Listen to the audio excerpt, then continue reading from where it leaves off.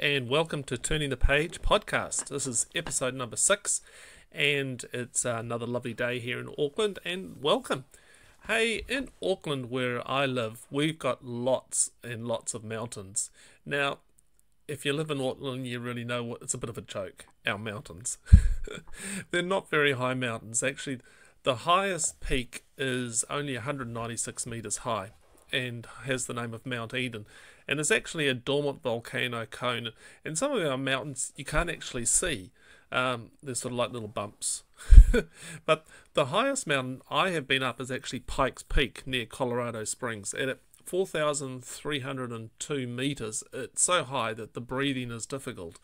But the views are absolutely fantastic. And one of the memories I have of going up there was that breathing was difficult, and also going into the cafe, you can buy flavoured oxygen. Now that was weird to me. But when you go up to a place where there are a lot of mountains like Colorado, they can be very imposing. They sort of dominate the scenery.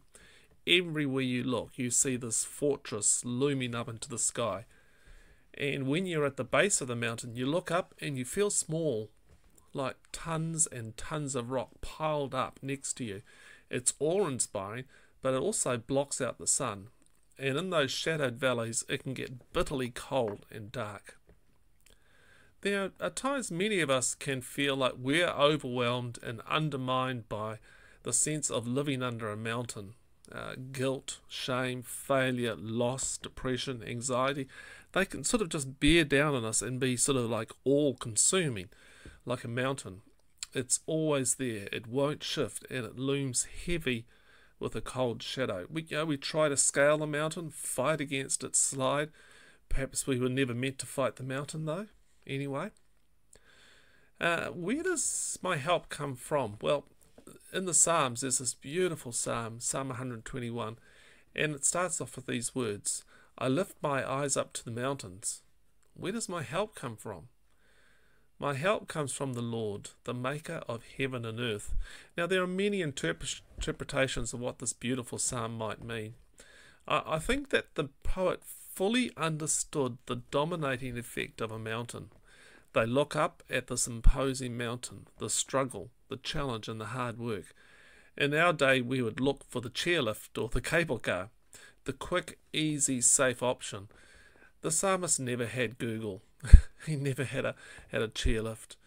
He only had God. And the best option for the psalmist was to build a life of intimate prayer. And it's our best option too. Their help came, and the help that they needed came from an intimate heartbeat relationship with God. I have mountains in my thinking that I want to move. And something that I have found is that the more I focus on the mountains, the more I become mesmerized by them. They draw my attention so that nothing else matters. My attention shifts away from the maker of heaven and earth. The psalmist calls us to look at the Creator, not the mountain. Those mountains of trouble won't last. They are temporal. God is eternal. It's surprising how when we shift our gaze back onto the Creator, the fueled feelings can change. They seem to lose their power in the presence of the All-Powerful.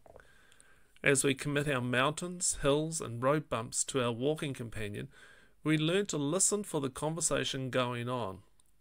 Together we find alternative routes through. The struggles lose their power to dominate our thinking. Mountains move when we find God's goodness. A spiritual exercise. Name the mountains in your life. Then notice every time that they form in your thinking. They just start to poke their ugly heads up. Gently bring your gaze back to Jesus, who is walking beside you. As you gaze on Jesus, listen to his words. Note how the mountains lose their power. Some quotes to consider. Believing all of my emotions is the shortest way into a loop of insanity. First the truth, then faith in the truth, then the feelings will come around. David Riddell. We cannot attain the presence of God. We're already totally in the presence of God. What's absent is awareness. Richard Raw. God is not absent. It is we who fail to notice the divine presence.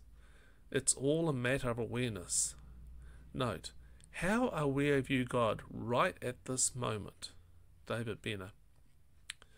Being present simply means being fully where you are. David Benner, Richard Raw.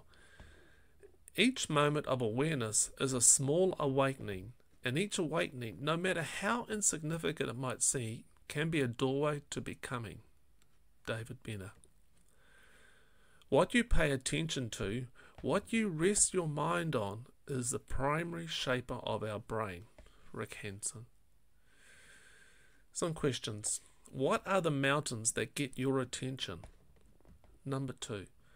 What would Jesus say to you as you walk the pilgrim's path? Number 3. How do you focus your thinking on the maker of heaven and earth? Hey, I hope you found this helpful. Remember that Jesus is walking beside you. Those mountains may seem awe-empowering, just overwhelming at times, but know that you're never, ever alone. Hey, perhaps you might like to send me an email, barry@turningthepage.info. I'd love to hear from you. But otherwise, have a good week. If you'd like to sponsor this program, my work here, come over to Patreon or come over to turningthepage.info/support, and there's lots of ways in which you can support this podcast and the website. And may you just have a really blessed week, and if you'd like to continue to get these podcasts, just click follow on whatever podcast player you're listening to this on.